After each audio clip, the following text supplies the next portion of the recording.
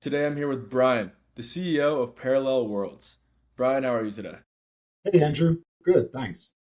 Great. Let's talk about how you started Parallel Worlds. What is it about and what got you into it? Yeah, well, that's a big question. Parallel Worlds is a spatial transformation company that essentially helps creators and brands better monetize their intellectual property across physical and digital mediums. How did I get into that? Well, it's a long story. I started out my career actually working on Wall Street and managing money, or managing traditional assets like stocks, bonds, and alternative investments in portfolios for wealthy individuals and their families. That parallels, pun intended, into parallel worlds in a way that now we're just more meaningfully extending that into digital intellectual property, not just physical things. And so I've taken my experience and maturity working within traditional asset management and bridge that now to more cultural assets and art, if we're just kind of broadly defining it. And you mentioned something to me the other day, Exhibit IQ. How does that relate with Parallel Worlds? Yes. So Parallel Worlds is essentially kind of a holding company that sits over all of this. That's why I gave it more of that broader definition. The flagship product that Parallel Worlds is bringing to market as of November 1st, so in a few weeks from now, is Exhibit IQ. And Exhibit IQ is at its core operating and financial infrastructure for the modern art institution. What does that mean? That means that essentially we sell software, an operating system, to galleries, museums, collectors, and artists. So if I'm an artist, I may be using our software to better manage my practice and extend my artwork, whether it's physical or digital, to my audience and better bridge my operations, right? And stay organized with my audience. If I'm a gallery or an institution, I may be using our smart wall tagging, which can be paired with our operating system to better understand how people are interacting with physical exhibitions. Or I may be better managing my intellectual property in those new digital realms and extending my intellectual property more meaningfully across other categories. So hopefully that makes sense. And is there anyone else doing anything similar to what you're doing? There are competitors in the space who are primarily concerned with gallery operations. Some of them extend that product kind of down to an artist level. Not many people are focused on collectors. Collectors are typically interacting with galleries, but galleries do have a couple different operating options for to manage their CRM and inventory management and things like that. But what we're actually solving is that a lot of galleries are using 4 or 5 different pieces of software to achieve those outcomes. And they're also paying employees to sit around and kind of delete and add things across all of those softwares and keep them all uniform, which is a lot of time wasted.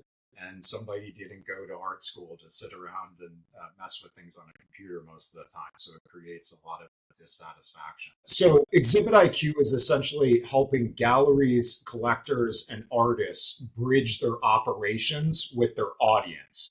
So we create a unified operating system that really solves a big problem that a lot of galleries primarily have this problem the most out of everyone, is that they're typically using 4 or 5 different pieces of software to achieve the outcomes that we have unified in one operating system. They're spending too much money, number one, on all those different softwares. They're also paying employees to remediate the information, right? Add and subtract things, delete things across those different softwares. So there's a lot of wasted time and money in a fragmented technological landscape that should be unified in one operating system where CRM, inventory, financial rails, and everything is accessed in that one place to properly bridge your operations with your audience, both physically and digitally.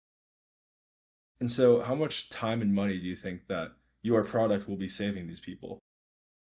That's a great question. I actually know the figures.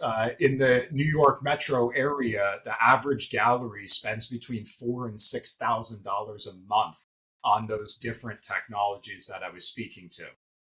That's websites, that's marketplaces, that's CRM, that's inventory management. If you add all of that up, the average institutional body is spending 4 to 6 thousand a month. So that adds up to over $70,000 a year. Then think about paying an employee anywhere from $60 to $90,000 a year on average to sit around and, like I said, instead of make sales, be punching things in and out of a computer. So it's very inefficient. On the top end, our institutional grade or enterprise grade product is just over $1,000 a month. So you can take that number from 70 plus thousand down to roughly 10 to 12,000 per annum with our solution. So you're able to save $60,000 per year just using your system. Base minimum. If we start talking about employees on top of that, and then the dissatisfaction and turnover that stems from asking an art student who should be selling art to work with computers all day long, that number gets even higher. So yes, you're correct at the very least. And your system unifies everything, so it's much easier to use anyways. Yes. And the thing about that, Andrew, is the data and information is unified, right? So as I was saying, remediating data across 4 or 5 different platforms and adding and deleting things is just completely inefficient, especially when you're moving large swaths of artwork, both physically and digitally, and needing to track that in one unified inventory process. So by maintaining better organization of the business and its operations, can you imagine that actually leads to better transactions between buyers and sellers and quicker transactions? Something that the art institution, again, it's a very archaic and opaque institution. And so these are changes that are coming quickly, but we're trying to make it a little easier. And so you guys are launching on November 1st, right? Correct. Yes, commercially on November 1st. We have been doing some pilots with some select galleries and artists, and we're just starting to kick those off. But November 1st, we will be radio ready as far as going right to the website and signing up and getting started. And let's talk the business side of things. Once you launch, what is your plan to get it out there and expand? Yeah, great. Well, all of us on the team are artists. So, number one, we have a great natural market. Also, members of our team, Lily and Patrick, spent over 20 combined years in blue chip art sales down in Soho. So, they've sold tens of millions of dollars worth of artwork within the contemporary and pop art categories, typically Warhol's. Lily is an expert in Keith Haring's work. So, our team, number one, comes from these areas as a stakeholder, right? So we have a natural market in this. We have a lot of connections locally here with mid-tier galleries and heritage institutions and cultural institutions who already are looking for tools like this to streamline their operations, reduce their costs, and have those expensive employees do the right activities. We also are doing different types of demos in digital realms, right? So we're starting to set up different webinars and ways for people to come in, and we're offering demos through our website and make ourselves very active and available to show others what this is all about and walk them through it. In addition to that, we show up at art shows and show up at galleries and show up at museums where we like being anyways. So naturally in those venues, we meet a lot of different individuals who are concerned with protecting valuable assets. And do you see any obstacles or challenges with your expansion? Yeah, absolutely. Number one, when you approach an institution and you say, hey, I can take all your stuff and I can put it in this new system, as you can imagine, because it is valuable assets, and in some cases, artwork includes different stakeholders like artists who may be signing that artwork to you. There's naturally some immediate, mental hurdles of how is this going to work? How are we going to take everything and put it in? We've built the technology with such an elegance to be able to import from our largest competitors instantaneously.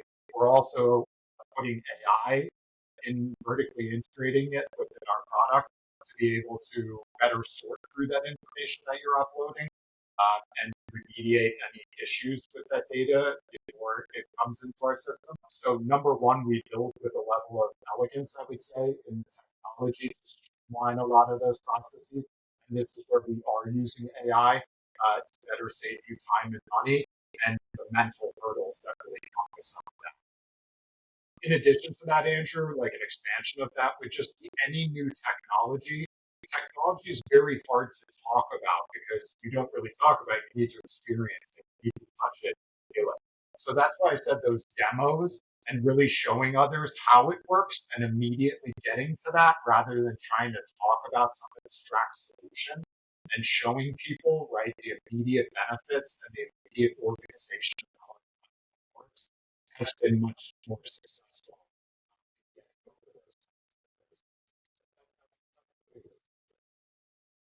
So would you say the best way that you're going to build trust with these people is literally just to show them, give them demos and like literally show them how it works?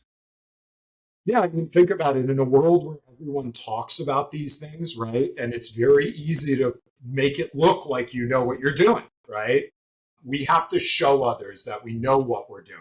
In addition to that, like I said, our team can back that up with the type of pedigree, right? And our backgrounds as stakeholders in these worlds as artists, as well as, again, professional stakeholders with Lily and Patrick having worked at galleries and understanding the unique challenges and being able to speak with individuals who are in these roles is a huge benefit to us as well. And so where do you see yourself in 2 years, 2 or 3 years with Exhibit IQ? In 2 or 3 years with ExhibitIQ, I would hope that we've taken on anywhere from 1,500 to 2,000 galleries across North America. By that time, we'll have started expanding internationally. In addition to that, we are going to introduce a companion application that allows anyone all the way down to somebody who may just have inherited something from a grandparent or an individual who unfortunately may pass away. In the coming years, we're going to have a lot of things from the baby boomer generation that are stuck in attics and storage lockers and other things that individuals inherit. A few years from now, we would hope that you can take that item and scan it with our companion app, immediately have a description written, immediately understand what that thing is potentially worth, a range based on its condition, and being able to streamline that procedure for all cultural assets, whether it be, a vintage bottle of wine or a blue chip piece of art. And so are you going to do any sort of marketing, any sort of outreach, or are you just going to do all word of mouth? No, we're definitely going to put some monies towards a paid outreach. However, the community is going to be a great way for us to expand as well. And we're creating robust loyalty and rewards programs, a little more than just, hey, share the link and you get a free hat, because we want to make sure that what we're offering others to introduce other artists or galleries to our platform is commensurate with like putting their reputation on the line to introduce others to such a platform. So we're very respectful of that, and we're creating very robust loyalty and rewards programs that hit on a few different ways of pleasing folks over time. There's more to come on that. But no, we definitely want to lean into the organic word of mouth, but we're going to incentivize that with different types of technological rails. In addition to that, yes, we are in the middle of a capital raise where we will take some of those monies and expand to different audiences at scale that we can reach better through digital communication efforts or different media. And I think a lot of people underestimate the referral programs and loyalty programs. How are you planning to really turn that from here's a link, you get a free hat? How are you planning on turning it from that to a full blown, they want to refer people and they want to get you more business? How do you incentivize that? Yeah, it's it's an interesting thing because if you think about it, the largest brands in the world, right? People talk about them because it's cool, because they like being cool, right? You almost don't have to tell like somebody why they have to talk about Ferrari. It's just, Ferrari even did something that was very interesting. They said people can't even afford these cars. So how do we allow them access to our brand? We make hats, keychains, t-shirts, and other things, right? So they allowed those people to be walking billboards for the brand. But what they didn't do is they didn't make them walking brand ambassadors. They just made them billboards, right? If if all of a sudden I tethered that to some sort of incentive or some monetary compensation on a systematic basis, or if I gave them true ownership in the brand.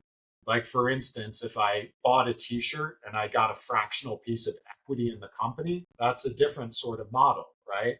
So we have to start to think creatively about how people perceive their participation in that brand, right? So I guess I would say there's soft ways that you can make somebody want to sell something forward without having to really exchange anything, but a feeling of comfort, like I said before, and knowing that they're helping a friend out and they trust that we're going to help that friend when they introduce them, or a gallery that they're going to introduce, that we're going to receive them properly. But again, more mechanically, we're offering different types of solutions that are financially rewarding and people can grow into over time and level up, so to speak. And as you level up within our ecosystem, you will have access to different types of toolings and access to different types of opportunities by being a more loyal and active participant in the community. What is one lesson or tip that you've learned throughout your business journey?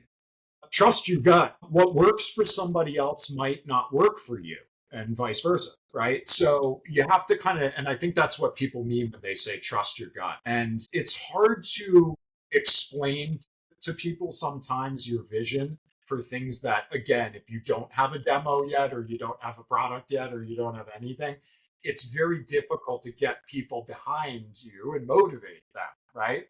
So this, when you're building a team that needs to run the company, I would say that's one thing that you have to be very conscious of, is knowing how to motivate others when you may not always have big salaries or tons of equity to tether the team to your ideas and your vision, right? So you have to find people who have that unbridled kind of passion for what you're doing, and they may not always operate as wildly as I do and as passionately as I do, but they have to have some of that if they're going to be a co-founder. So if you're going to have somebody who is really going the co-founder route with you, you have to be able to know that person is self-motivated in some ways, because it's very difficult to keep somebody motivated around a particular idea or vision without resource. Eventually you need that resource. Even for those highly motivated individuals, you have to deliver on that at some point. So it's getting there and constantly kind of having enough resource, but getting the right people and kind of keeping it all together. That's a very difficult, challenging thing. Yeah, right, it is. So if somebody wants to use Exhibit IQ when it launches on November 1st, or just get in contact with you, how can they find you? Yeah, exhibitiq.art. So if you go to exhibitiq.art today, it is open, and you can certainly sign up and inquire today. And as I said, we are receiving individuals for 45-day pilots prior to November 1st. So if you're interested, please get in touch at exhibitiq.art. We're on Instagram at the same naming convention, exhibitiq.art. We're on LinkedIn, ExhibitIQ. Reach out to us. Like I said, there's a bunch of different areas, portals, website. If you're interested in investor relations or getting in touch with us for our open round that we have right now, that's exhibitiq.art/investment. So there's an investor portal specifically for individuals who want to get involved on that front. Other than that, like I said, November 1st, you'll be able to go and click, fill out necessary forms prior with us. You'll be able to get turnkey solutions available right now. Exciting times. Thank you so much for coming on, Brian. It was wonderful talking to you. Really appreciate it, Andrew. Thank you for giving us a voice and a venue here. And thank you very much.